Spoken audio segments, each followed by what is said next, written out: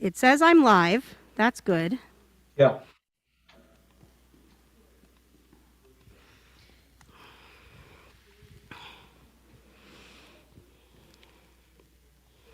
There we go. Okay. Hi, everybody. Can I ask a quick question to the people who are on YouTube? Can you see us and hear us? If you can, will you please take a second and let us know in the chat? Oh, Joe Adler said, never mind. I guess that means that they must see us and hear us. But can you guys confirm that you can see us and hear us? Just, wanted to make sure.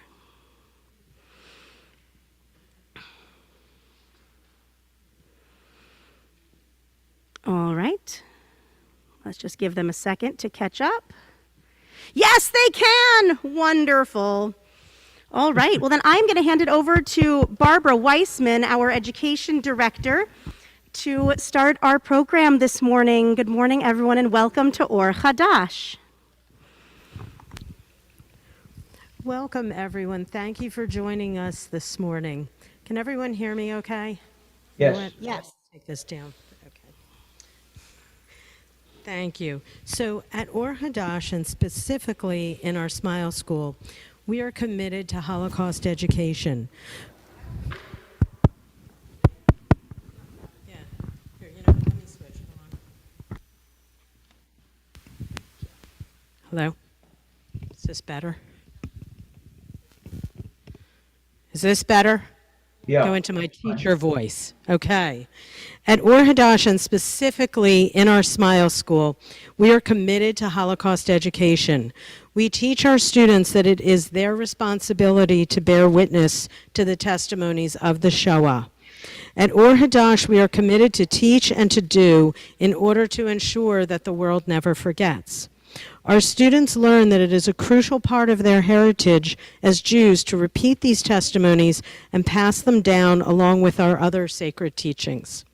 Our Holocaust Education Committee, chaired by Dr. Dan Schwartz, together with the Education Steering Committee, exists as a collective, unified force to teach our students about the Shoah and to recognize hatred and injustice in our world.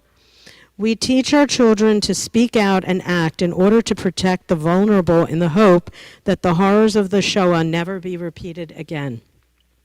In doing so, we honor the memory of the 6 million Jewish souls who were murdered at the time of the Shoah. May their memories be for a blessing as we all pledge to never forget. This morning, I light these Yortzeit candles to honor the blessed memory of the 6 million Jewish souls murdered by the Nazis during the Shoah. These candles came to us from a project of Maccabi, Great Britain, and were graciously given to us by retired executive director of Maccabi USA and our own Or Hadash member, Jed Margolis. Each candle represents life lost to hatred during the Shoah. These candles honor the blessed memory of, this morning, Itzhak Temer of the USSR, Getzel Gervich of the USSR, Sarah Schatz of the USSR, Hedwig Teutsch of Germany, Regina Berstein of Czechoslovakia, and Nenny Lazar of Poland. We hold these people in our hearts as we remember them and all the other victims of the Shoah today.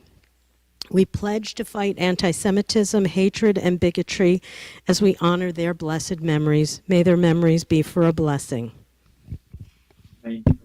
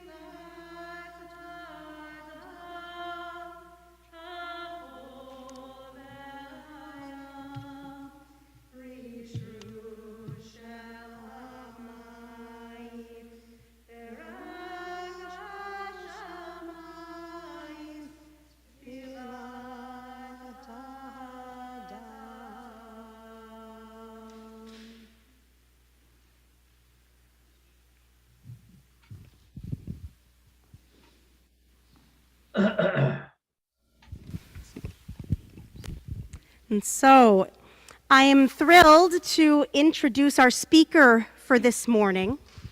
But I also want to say a little something about what the folks who are here in the sanctuary also have in their hands, and what I invite those of you who are at home to perhaps gather something similar to, as I was thinking with Maura Barbara about the experience of an intergenerational Yom HaShoah program.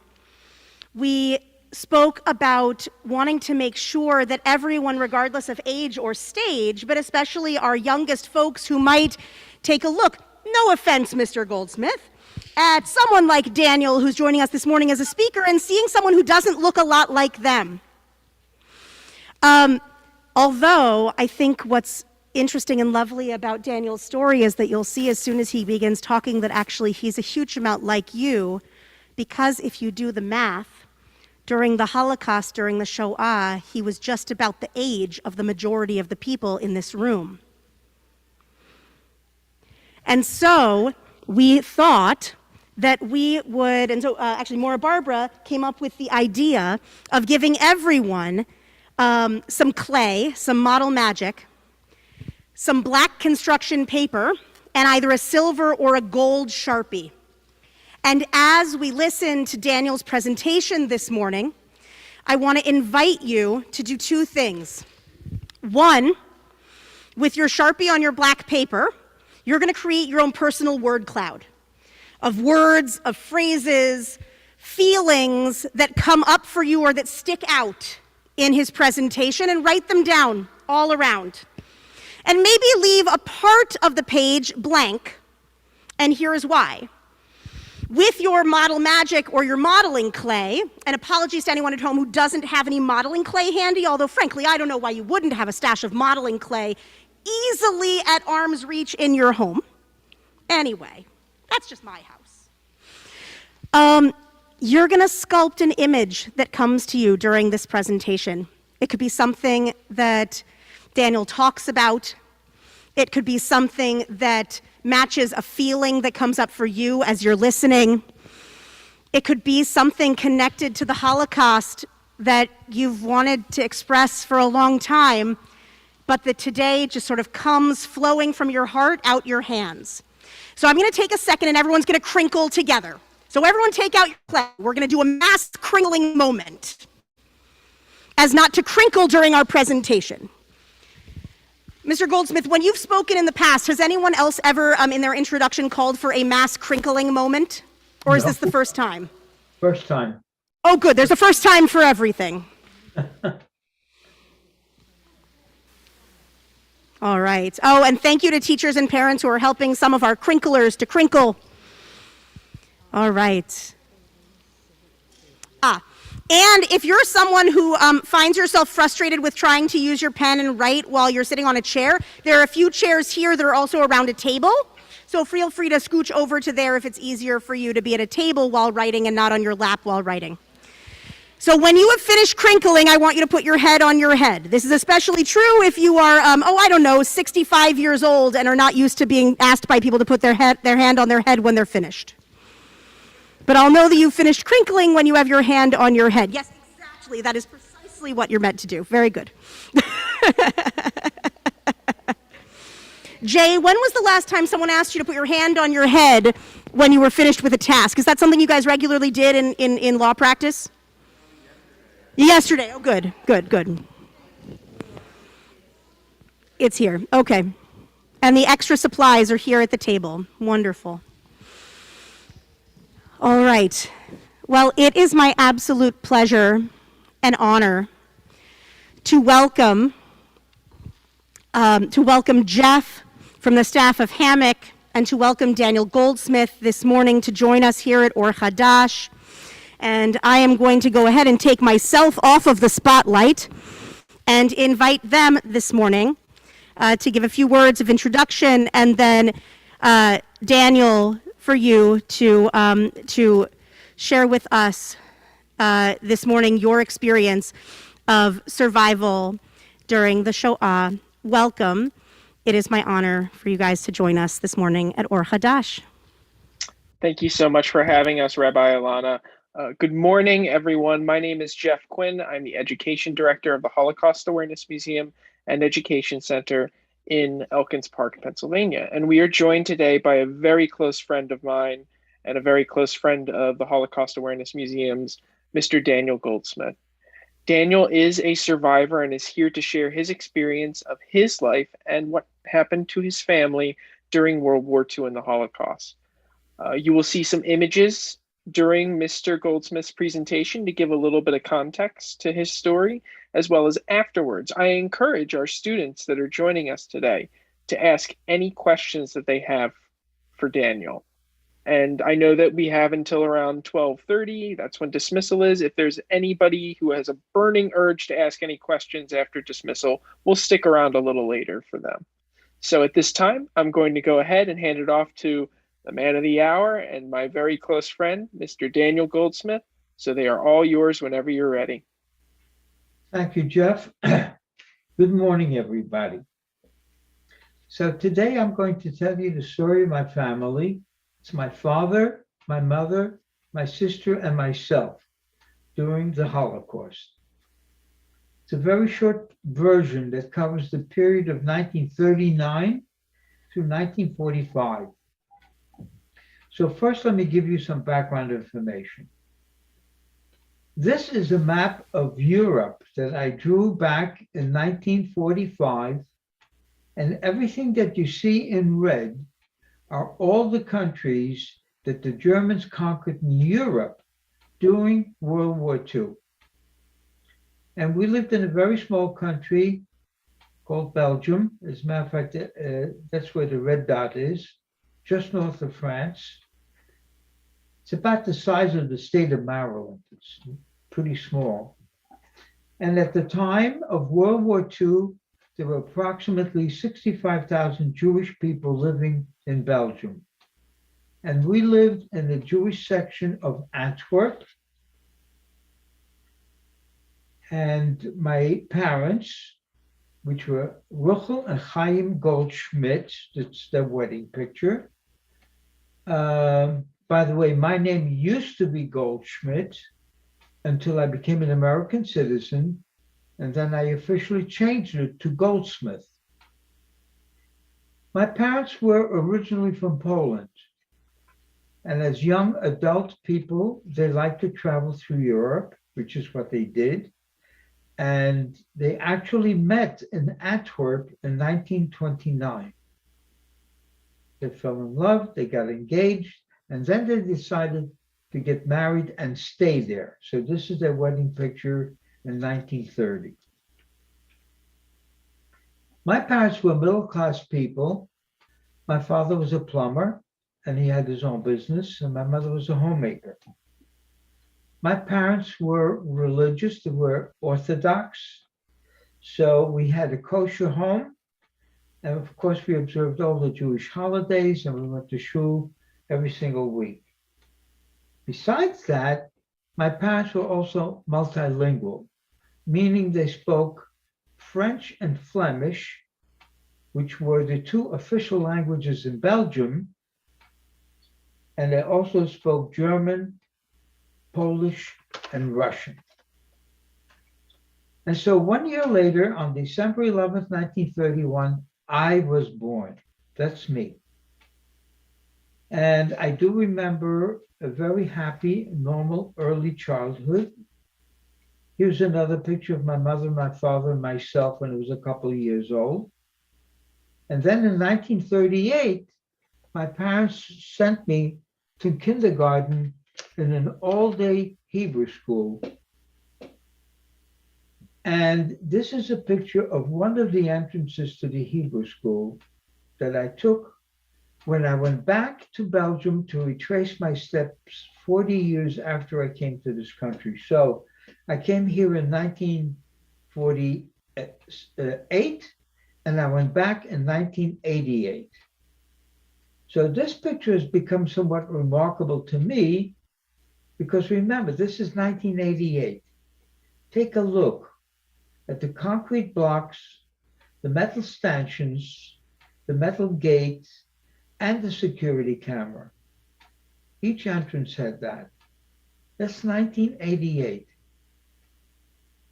And unfortunately, I can tell you that now it's 2022, and anti-Semitism in Europe is about the worst since World War II. It's pretty bad. So when I took this picture, the school was closed, by the way, so I couldn't get into the school. So here are some pictures from the school. This is my kindergarten picture. And I'm standing there, the second one from the right, between the two girls. And incidentally, because it was a modern Orthodox Hebrew school, boys and girls were together only in kindergarten. And after that, boys and girls were separated. So the next picture is my first grade picture. And as you can see, it is all boys. And I'm sitting in the front row, the second one from the right. And then very soon after that picture was taken, my sister Lillian was born. She was born on December 26, 1939. And I remember how happy we were at that occasion because World War II had already started. So World War II started on September 1, 1939, when Germany invaded Poland. And my sister was born 3 months later. By the way, the picture that you're looking at is the very last picture that was taken of my sister and I in 1942, before things got very, very bad. So this is background now to my story, and at this point I'm 8 years old. Belgium was invaded by Germany on May 10th, 1940, and our family, along with thousands of other people from Belgium, tried to flee the Germans on foot. We were actually going towards northern France, but we never made it because the Germans caught up with us very quickly and made everybody turn around and go back to wherever they came from. So we went back to Antwerp, where my parents tried to reestablish a normal life, but unfortunately, it lasted only a very, very, very short time, because very soon the anti-Jewish decrees and restrictions were issued. And here are some of them, because it's a long list, so I'm only going to read you some of them in chronological order, as they happened in Belgium. First edict was October 23, 1940. Ritual slaughter, that's making kosher, was prohibited. October 28, 1940.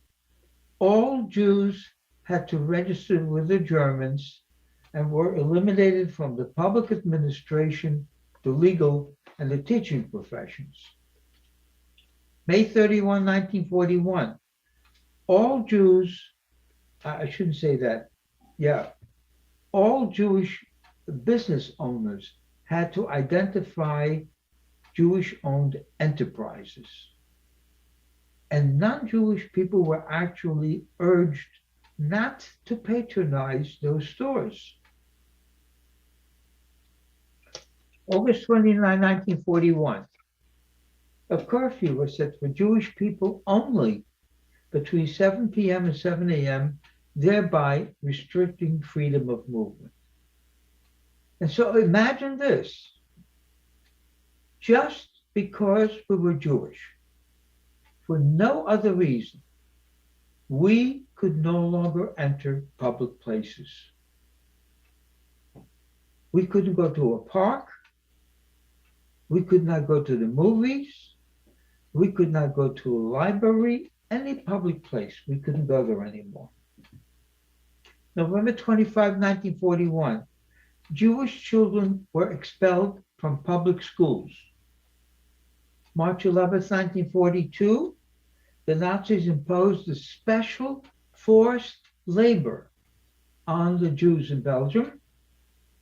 And May 27, 1942, all Jewish people in Belgium had to wear a yellow star. And I do remember wearing my yellow star on my lapel, on my jacket, or near my lapel on my jacket. And so in August 1942, my father received a notice in the mail to go to a forced labor camp in northern France. And I remember my parents talking about it because I just happened to be in the kitchen, when they were discussing it.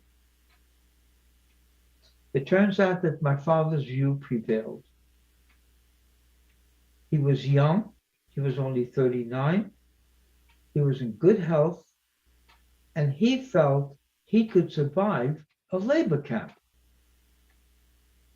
But what my father and my mother did not know at that particular time, there were two things that were happening at that particular time, which they didn't know about.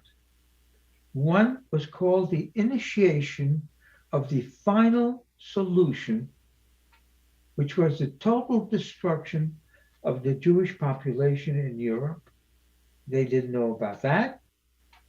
And they did not know at that time about the existence of the concentration camps. And so on the appointed day, which was August 15th, 1942, we went to this huge train station in Antwerp to say goodbye to my father. And I'll never forget the parting scene. I mean, there were thousands of people there, saying goodbye to their loved ones. A lot of hugging, a lot of kissing, a lot of crying. But most of all, what I remember are the words that my father said to me, and I'm repeating them to you word for word. He said, "You are the little man in the house now, and so you'll have to help take care of your mother and sister until I come back." And I told him I would. I took it very seriously. And as far as I'm concerned, by the way, basically that was the day I lost my childhood. And I was only 10 years old at that time. A little later, we received a postcard from my father. As you can see, it's addressed to 34 Korte Kiewitzstraat. That's the street that we lived on in Antwerp. In the center, there is a German cancellation stamp, and in the upper right corner, there is a French cancellation stamp, which says Pas de Calais. And Pas de Calais indeed was a city in northern France. And then on the back of the postcard, my father writes in Flemish that he's near Boulogne. Boulogne was again also next to Pas de Calais, Groeten van allen, which means greetings to everybody in Flemish. Then in September 1942, the street that we lived on was raided by the Nazis. So this is a picture of my house that I took 40 years later after I went back there. So let me explain the street to you, first of all. As you can see, all the houses were attached to each other. And by the way, number 34, Korte Kiewitzstraat, was somewhat closer to the center of the street. And when I went back 40 years later, I noticed that the house had been renovated. The front had been renovated. It did not look quite the same as I remembered it. So I took the picture this way with the house next to it on the right side of the picture. That's a mirror image of the house, the way it used to look like. And if you go up all the way towards the roof, you'll see an overhang, a cornice. And that overhang used to be on my house also, but was removed during the renovation. And it's part of the story. So let me explain to you the raid. What the Nazis did was to come in the middle of the night when everybody was sleeping, sealed off the street from both ends with trucks, and then started pulling out the Jewish people from their homes, starting at each end of the street. And I just want to remind you that it was very, very easy for them because remember, we had registered. They knew exactly where we lived. And when they started pulling out the Jewish people from their homes, there was a lot of yelling, a lot of screaming, a lot of commotion. And that actually woke my mother up. So she looked outside the window, the front window of her bedroom, which was a window on the second floor, and saw what was happening. Not only that, she realized what was happening. So she quickly grabbed a blanket, my baby sister and myself, and we went up to the top floor of the house, all the way to the rear of the house, where there was a metal ladder that was attached to the wall leading up to a skylight onto the roof, which incidentally was a flat roof.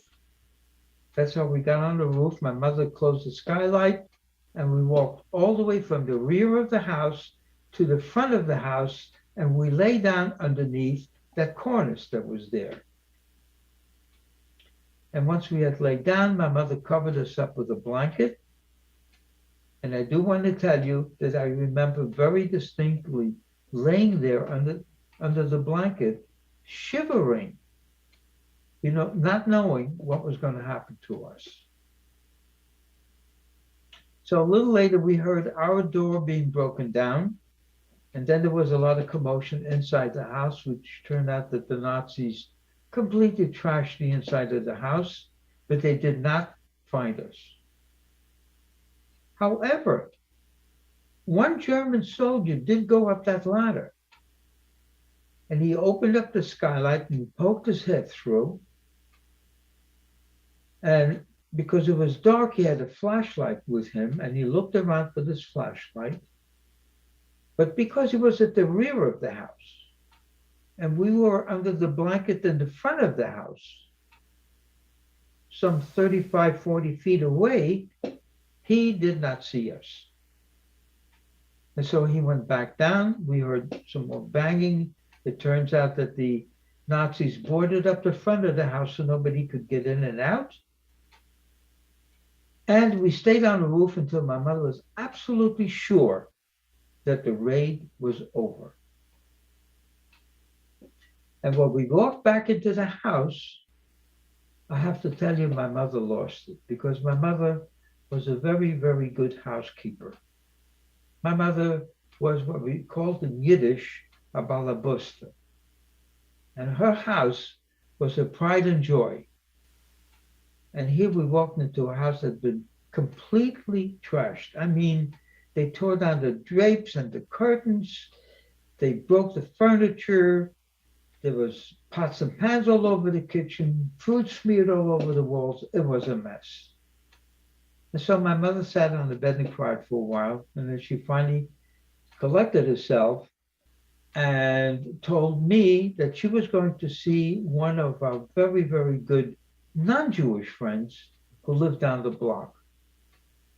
So I forgot to mention to you at the very beginning of the story that, of course, the kibbutz was in the Jewish section of Antwerp, but the street that we lived on was approximately 50% Jewish and 50% non-Jewish.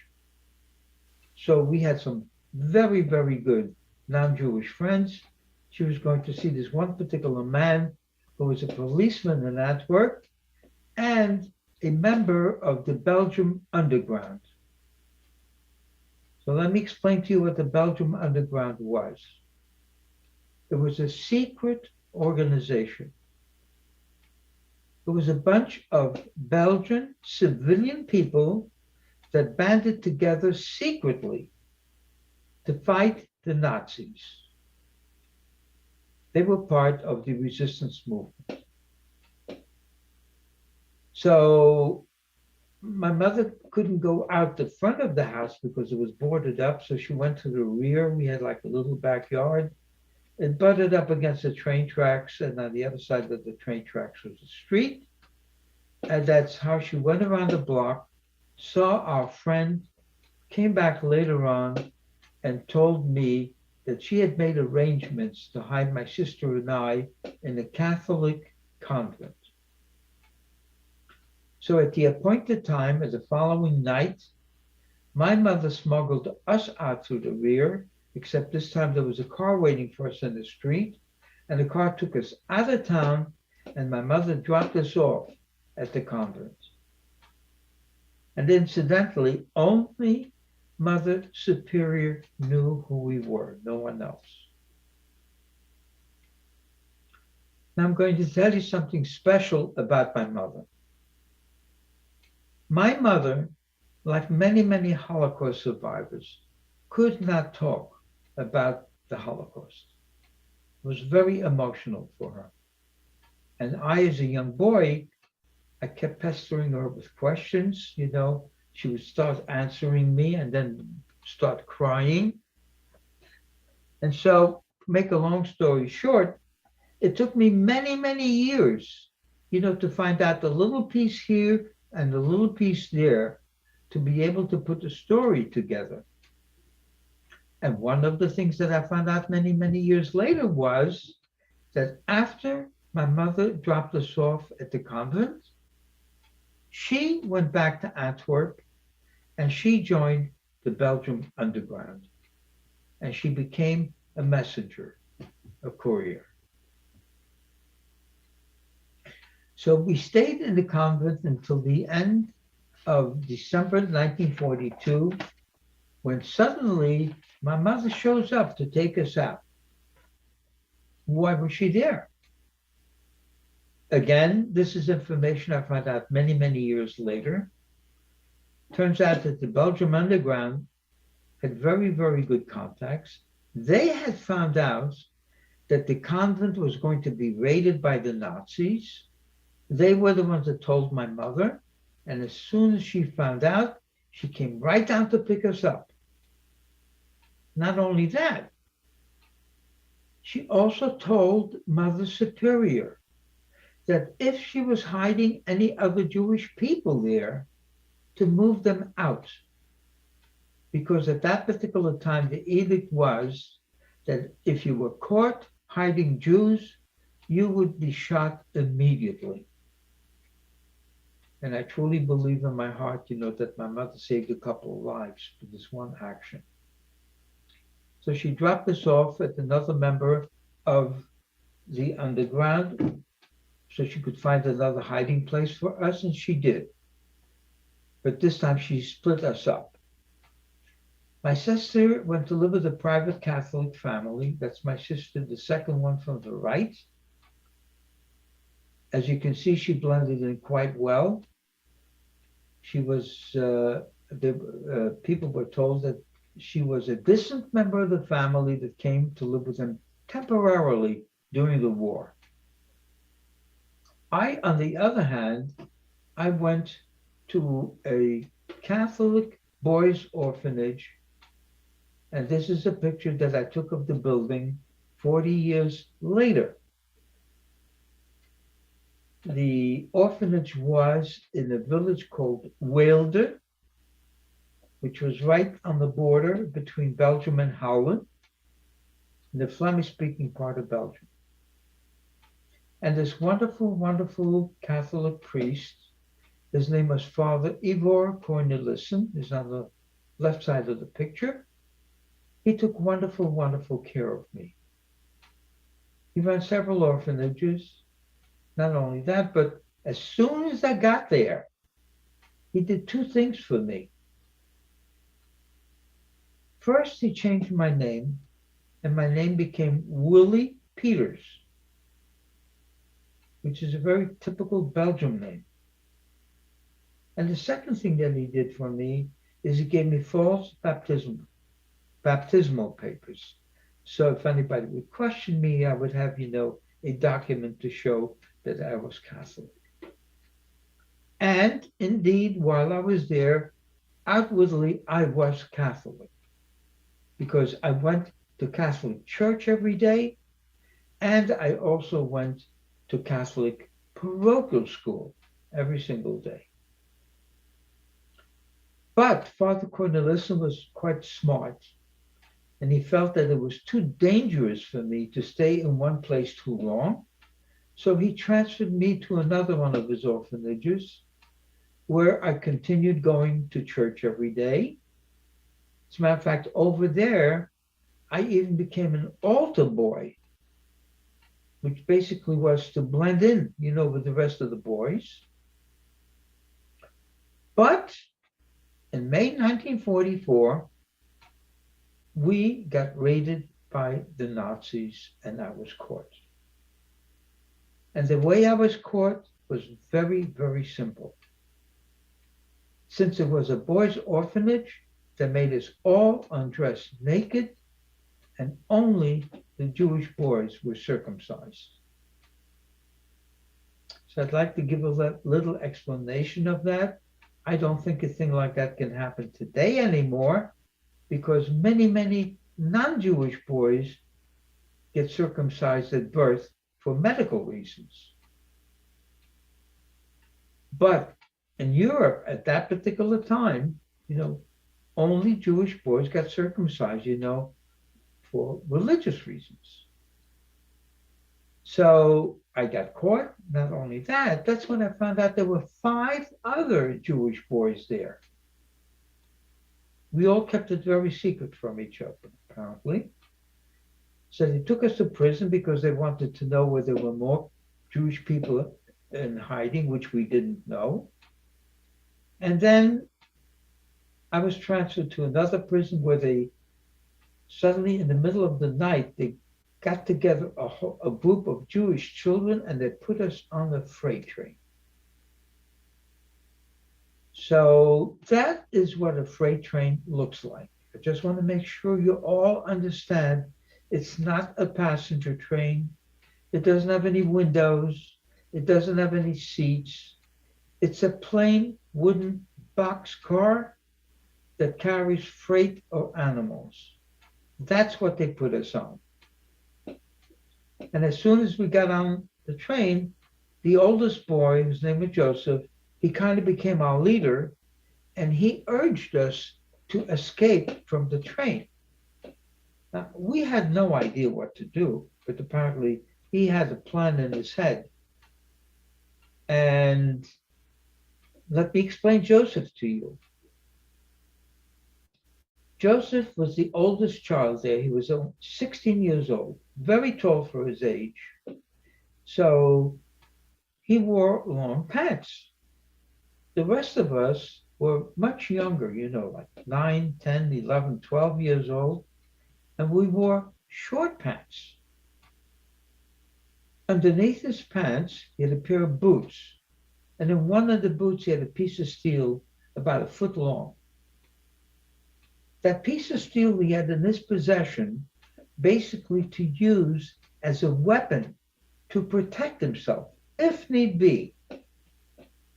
Instead, what he did is he used that piece of steel to pry away wood from the side of the train to make an opening large enough for himself. So let me explain to you what he did. While the train was moving, he started at the floor of the train, went up 3 wooden slats, broke them up, and made an opening large enough for himself.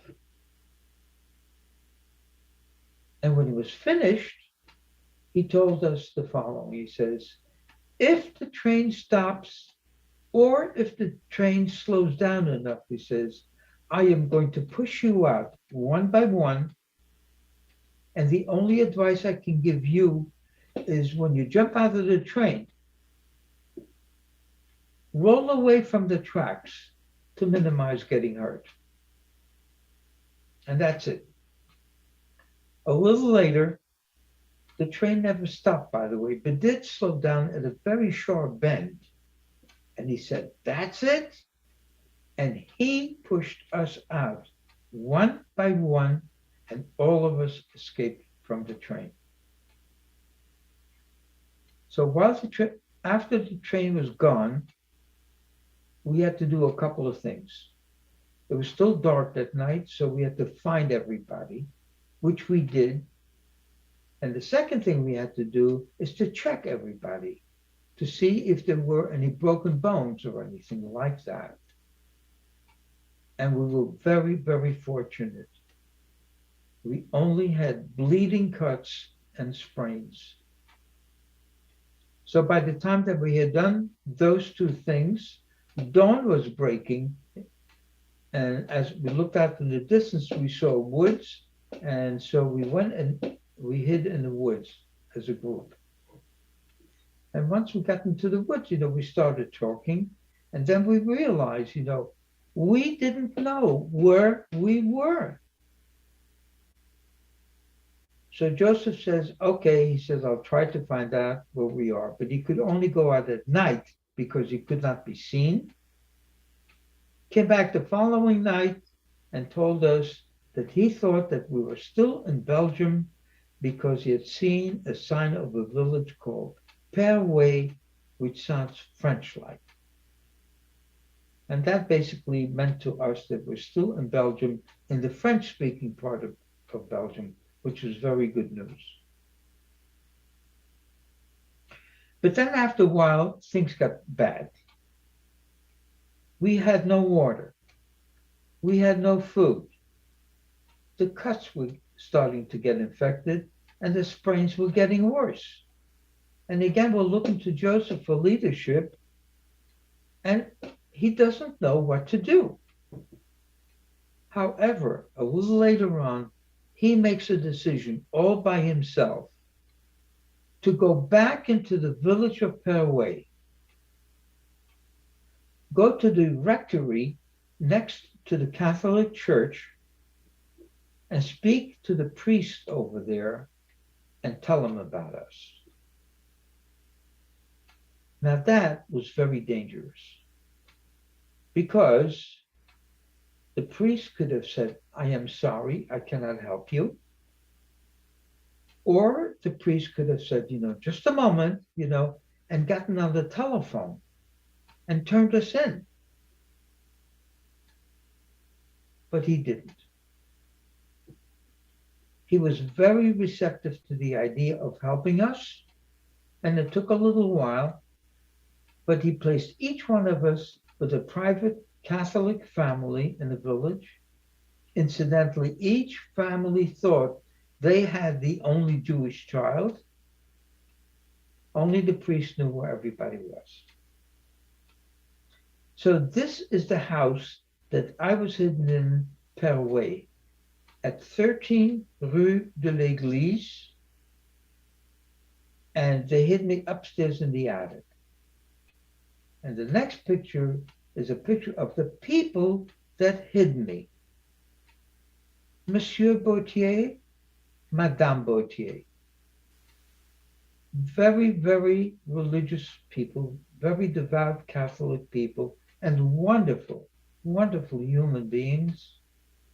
Their daughter Fernande and their other daughter Madeleine. And they hid me upstairs in the attic. And this is a picture that I took of the attic 40 years later. I couldn't believe it. It was still totally unfinished as I remembered it. The only thing that had been changed was the window. But this was the attic that I was hidden in, and I had to be absolutely quiet and couldn't make any noise. And the only time the Bautier family would let me out was at night, and they would let me out in their backyard. Then they used to grow their own vegetables. Now it was just grass. And as you can also see, the property is surrounded by a wall, a brick wall. So they would let me out at night to get some fresh air. Not only that, they were very nice to me and bought me a pet rabbit, so I would have someone to play with. Incidentally, I kept the pet rabbit off the picture on the side. There was a tool shed.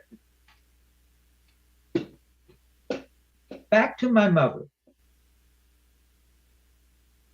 This is again information that I found out many, many, many years later. I did not know that my mother had kept track of me. And she had found out that I had been caught. Now she wanted to know where I was, or was there anything that she could do to help me. And in order to accomplish that, she thought it best to go and see another priest. His name was Father Joseph André.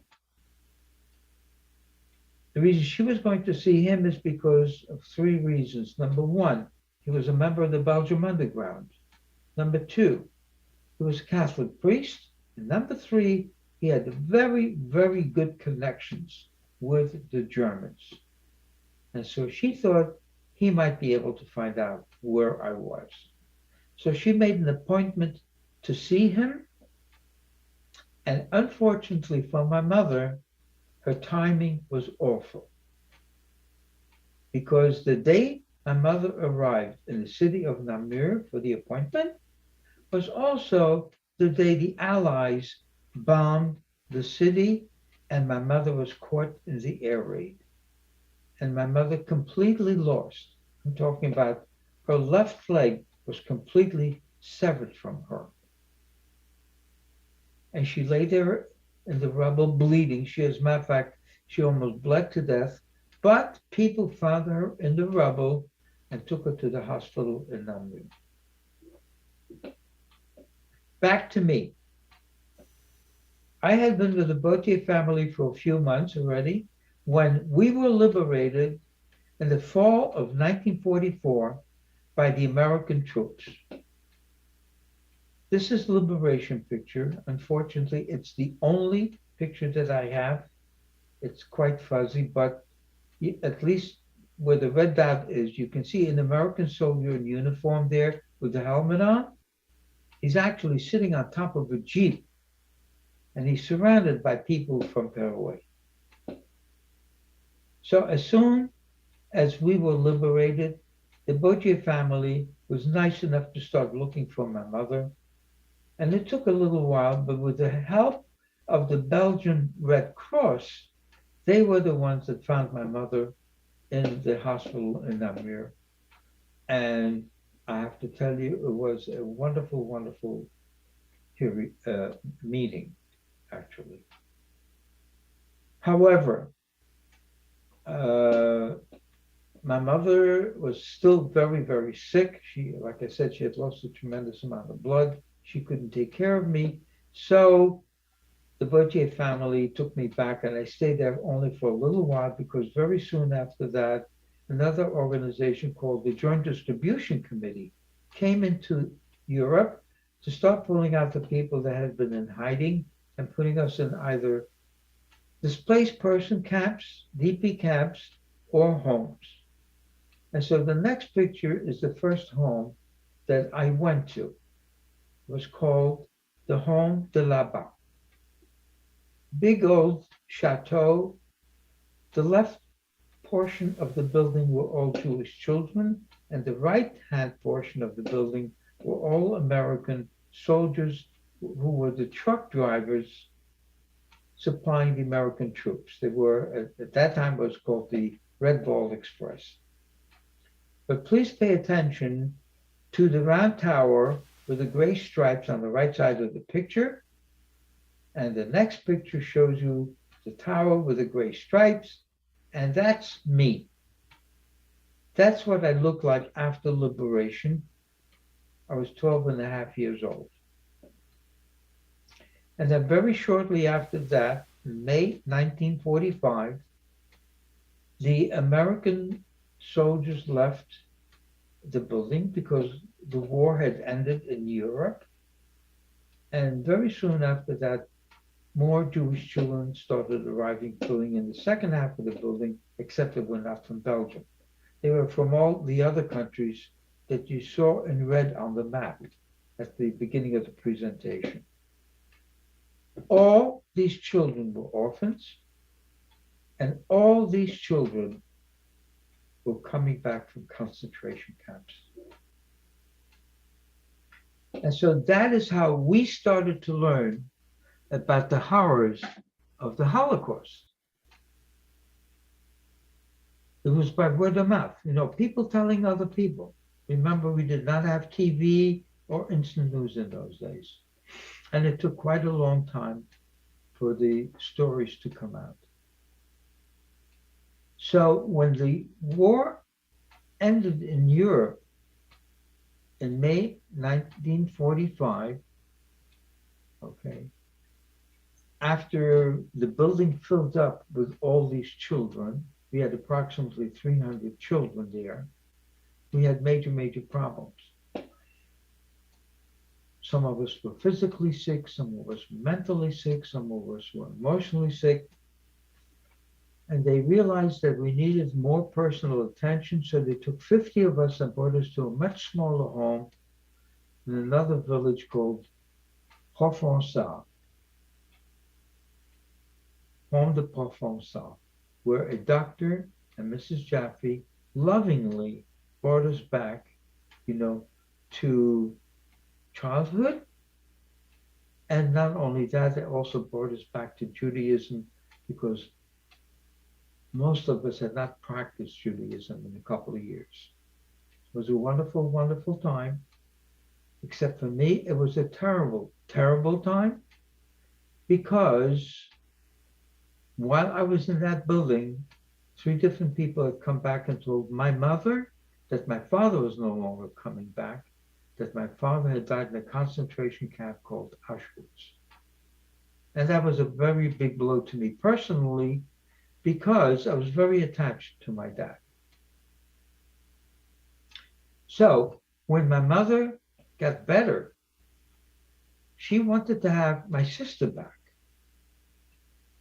And the people that had hit my sister had grown very fond of her and did not want to give her back, and were giving my mother a hard time. She didn't know what to do at that time. So coincidentally, this is my Uncle Murray. He was my father's younger brother, who lived here in the United States before World War II. When the war started, he joined the army, fought in the European theater, and after the war was over, he started looking for us, and he found my mother just at the time that she was having a hard time with my sister. So my mother asked for his help, and he said, I'll take care of it, and he did. He used his influence as an American soldier to get my sister back. Unfortunately, that part of the story does not end well, because when my uncle and my sister left the house, the people were so hurt that they cut off all communication with my mother. They would not talk to her anymore.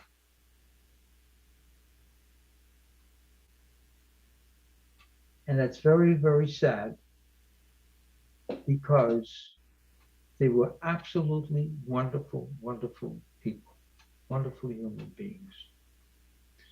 And meanwhile, also my uncle had made arrangements that we got back to New York, which is where my family basically lived, that he would get them to sponsor us, which is what they did. And here are the shipping papers, and it shows that we left Antwerp, Belgium on April 7th, 1948, and we arrived in New York City Harbor 10 days later on April 17th, 1948. And then, very soon after that, it was Pesach, Passover. So here's a picture that was taken of us. My sister to the right, my mother in the middle, and I am in the center.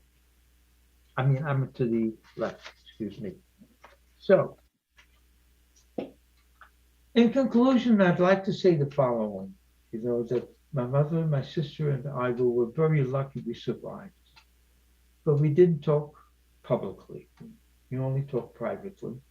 And the only reason I'm speaking to you is because of a movie maker by the name of Steven Spielberg, who created the Shoah Foundation, whose purpose it is to video record as many Holocaust survivors as possible. And I'm very happy to tell you, I found out only yesterday that they have so far done over 100,000 interviews, which is wonderful. And so it's the young lady that came to my house to interview me and to video record me who urged me to speak. And so after that, I started speaking, and I'm very, very glad that I'm speaking, because the Holocaust story must be told. It must never be forgotten, and it must never, never happen again. And so it's important that we don't forget, what happened in Europe during the Nazi era. And therefore we must act against evil and prejudice and anti-Semitism, intolerance and hate. I'm urging all of you, please, please do not hate. Hate has no good consequences. And just quickly read you what I call the triangle of hate. When you hate, it starts with subtle acts, of bias. It starts with bullying. I'm urging all of you youngsters, please do not bully. It's a form of hate. Then it escalates into prejudice, into bigotry, into discrimination. And then it goes even further into violence and then into genocide. So there's nothing good about hating. And I also would like all of you to know that nobody is born hating. You have to be taught. You have to learn how to hate. And therefore, we must learn to be tolerant of other people and other faiths and other colors and other backgrounds. And the lesson here is that you should be decent to all people. And what I am asking you is to become righteous human beings who refuse to be indifferent when you see something wrong. When you see something wrong, say something or do something. But don't turn your back and walk away silently. And last, and most important also, it's important to be constantly revisionists. Those are the people that say that the Holocaust never happened. Well, I'm telling you, it did happen. I was there. I survived it. And I am a living witness to it. And for you youngsters, I'm also asking you, please take a good look at me. Because you are the very last generation that will see a live Holocaust survivor. Remember, I'm 90. I'm one of the young ones. Holocaust survivors, incidentally, as well as World War II veterans, are dying at a very rapid rate. So, this is the end of my story, and now I'm ready to answer any question that you have. All I ask of you is that you speak clearly.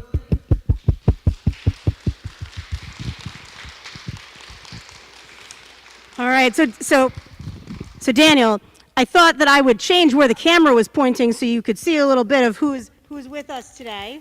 Wonderful, wonderful. We have our students in fourth grade, a couple third graders, but in fourth grade and up, we have their parents, we have members of the Orphanage community, and then also on YouTube Live, joining us online, we have probably about 35 more people.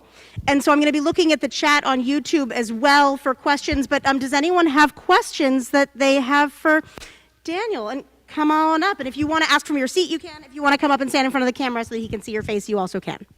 Yeah.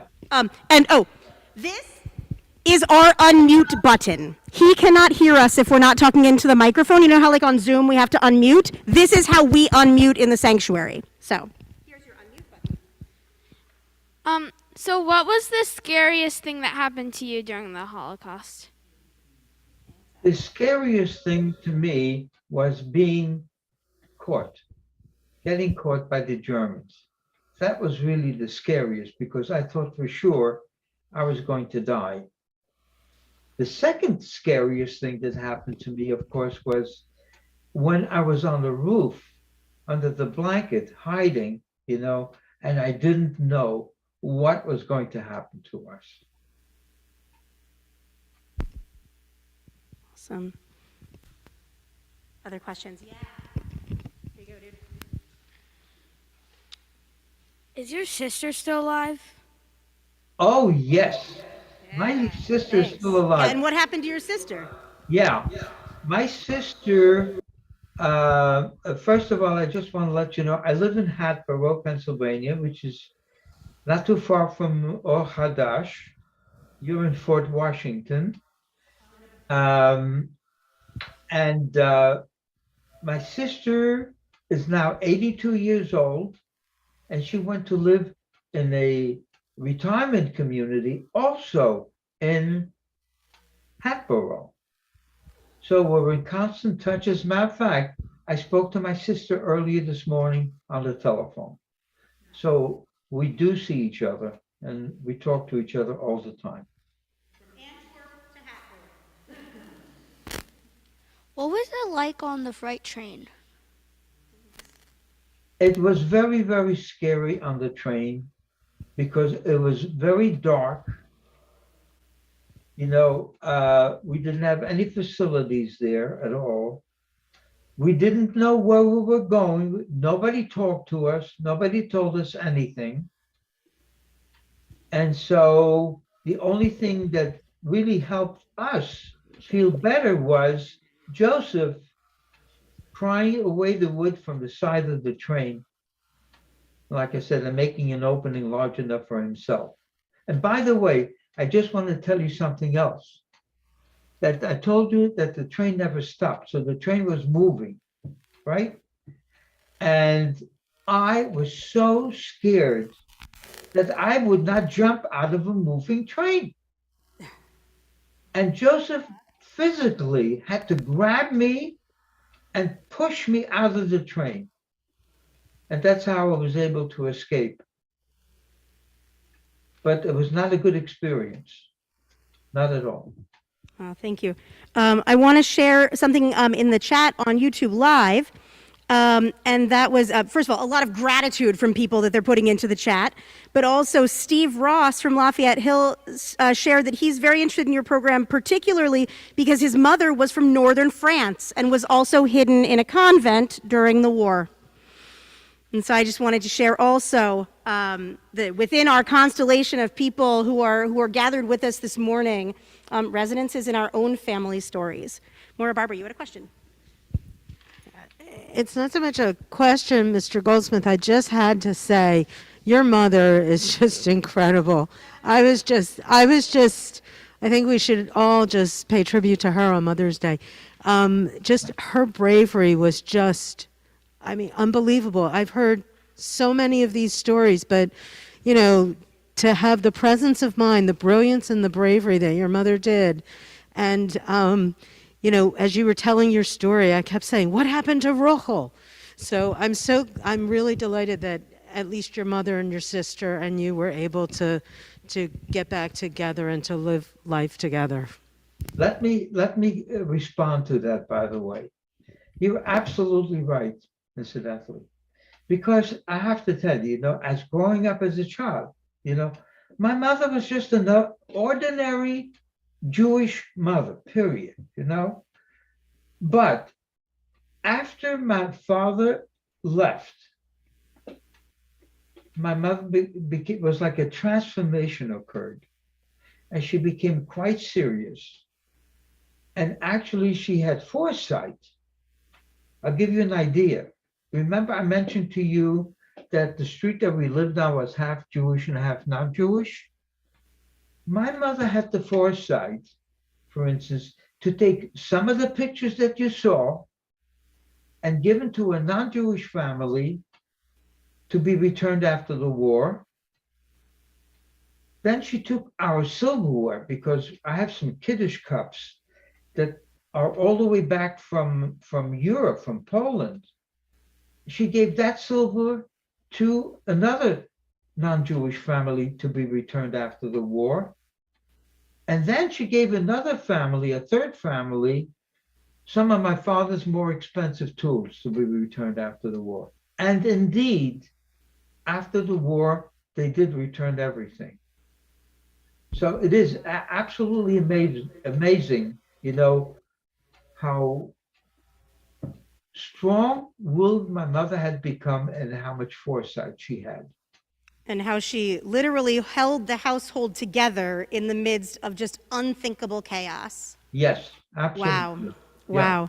Wow. So I just want to let people know, especially parents who have younger kids, it is 12:30 in case anyone has to leave. Are you able to stay on for about 5 more minutes in case there are a few final questions? I'll stay as Great. long as you want me to. Okay, I do have a question actually, I have two questions from the chat on YouTube. First of all, the Chebets are wondering, did you have trouble blending in with Catholic institutions because you were unfamiliar with Catholic ritual, prayer, and practices? How, when you were a young boy, did you sort of make that transition when you were hiding in the convent? And then also Cheryl wanted to know, how did your mother get away with traveling around if she never changed her name? Did she ever change her name or identity?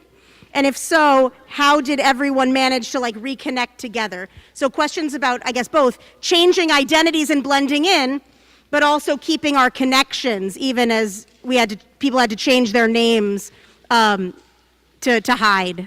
Right.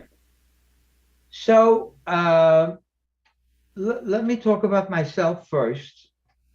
One of the things, that my mother had mentioned to me, before we went in hiding, she did say to me, that you have to do whatever you have to do in order to stay alive.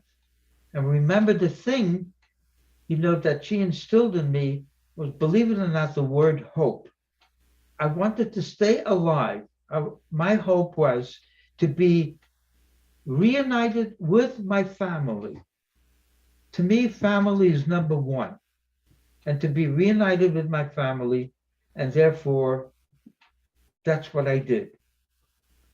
So now, about blending in with the other boys, even though I was not originally familiar, I became familiar very quickly, very quickly. All right, and as a matter of fact, one of the things that I had to do while I was in that boys' orphanage was I had to eat pork. And remember, my parents were kosher. And one of the things we don't eat, is pork. But in our faith, it does say that in order to save a life, you can do anything. And that's what I did. I did whatever I had to do to stay alive. And so I blended in quite well. And it did not take, and incidentally, I also want to mention something else to you. Not only did I blend in quite well, I had something else happening to me at the same time. At that particular time, I don't know how it is with Catholic priests today, but at that particular time, it was the duty of the priest to try to convert you to Catholicism. And Father Cornelissen tried to convert me, and I would not convert, because I have to say I really had a very, very good Jewish upbringing. And so we had many discussions. And during those discussions, I thought, incorrectly, by the way, I thought that, hey, if I don't convert, maybe he's going to turn me into the Nazis. But I was absolutely wrong. He would never do a thing like that. He was a good person. He would never have done anything. And eventually it wound up, that, okay, he agreed, we're not going to discuss it anymore. And he stopped the conversion part. All right, we have two more questions, and then I think we're going to say Toda Rabah, thank you so much to you for coming. But two more questions from Pat, the first one.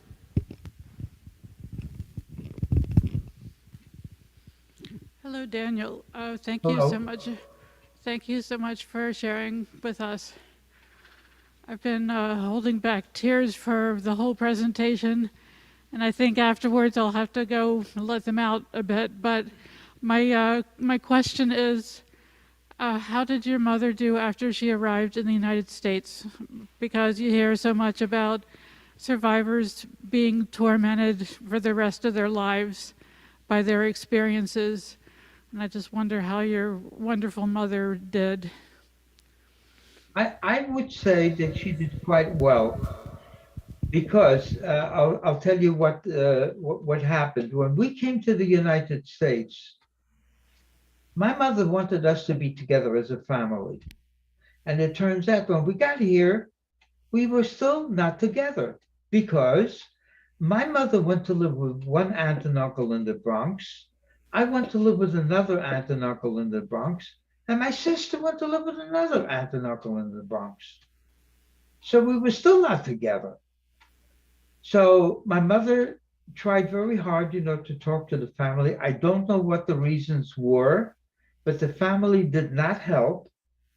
And so what my mother wound up doing is she wound up going to another organization called the HIAS, the Hebrew Immigration Aid Society in New York. And I remember very distinctly, they put us up in a hotel in Manhattan on Broadway and 103rd Street. It was called the Hotel Marseille until they were able to find an apartment for us. And I will tell you this much, it was I don't know whether any of you know what it is, but at that time it was called the cold water flat, meaning an apartment that had no heat. The only heat that we had was from a hot water tank in the kitchen. That's it. And then we had like a little tiny bedroom. And then we didn't even have a regular bedroom because it was actually an alcove. It had no windows or doors or anything like that. But that was the first apartment that we had. And we were together. That was most important. Very shortly after that, my mother went to work, which was very hard for her. But my mother became a mirror operator. She knew how to sew, and she went to work in a sweater factory. At that time, she sewed on the collars and the pockets and the sleeves, and she did what is called piecework. She only got paid by the amount of work that she did, but that's what she did. But at least we were together, and then finally, after another year, we graduated to a regular apartment. So my mother was able to adjust. She went to night school so she could learn some English. She spoke with a Polish Jewish accent. So, but she learned how to speak English, in night school, and she made the best of it. That's all I can say. She made the best of it. We stayed close, by the way. I just want to make sure you understand that. We went to see my mother every single Sunday. And even after I got married, Sunday was Grandma's Day. We went to see her. So we stayed close. For all the Jewish holidays, for Rosh Hashanah, Yom Kippur, she came and stayed at my house. which, by the way, I just want to point out something else because you are a Reconstructionist congregation. My mother stayed Orthodox after the war, which basically meant she would not drive to shul on Shabbos. So whatever house I bought a house in Long Island, and whatever house I bought, I had to make sure that it was within walking distance of a synagogue. Wow. And so we had one more question for you, another tying up a final loose end in the story. Both Sandra and I actually had the same question. Did you ever learn what happened to Joseph, this like teenage hero in your story who Yes. took the boys under his wing and just like saved your lives? Yes, yes, yes, yes. I do have, by coincidence, I do know what happened with Joseph. First of all, let me go back. When the war ended, Joseph started to look for his family. It took him a long time. Again, to make a long story short, it turns out Joseph was the only survivor of his entire family. He lost both his grandparents. He lost his parents, his siblings, all his aunts and uncles. So by the time that he had found out all this, it was late 1947. He came back to Belgium, and he wound up coincidentally in the same children's home as I was in, because at that particular time, even though my mother had received an artificial leg, she still could not take care of us. So he and I, we wound up there together. Now, in 1947, the state of Israel did not exist yet. It was called the British Mandate of Palestine. And the British had made a rule after World War II that they would only allow 2,000 Jewish people per month into Palestine. And there were tens and tens and tens of thousands of Jews, they wanted to go to Palestine. And that created what was called the illegal immigration. In Hebrew, it was called Aliyah Bet. And Joseph partook in that illegal immigration. He went all the way from Belgium to southern France, where he boarded a ship in the port of Marseille, an illegal ship, and they tried to run the British blockade. I just want you to know that at that particular time, the British had warships blockading the Mediterranean seas. And they got caught by the British, and they were put on an island called Cyprus. So all the Jews the British caught went to Cyprus, including Joseph. Now, when the state of Israel was created in May 1948, the British left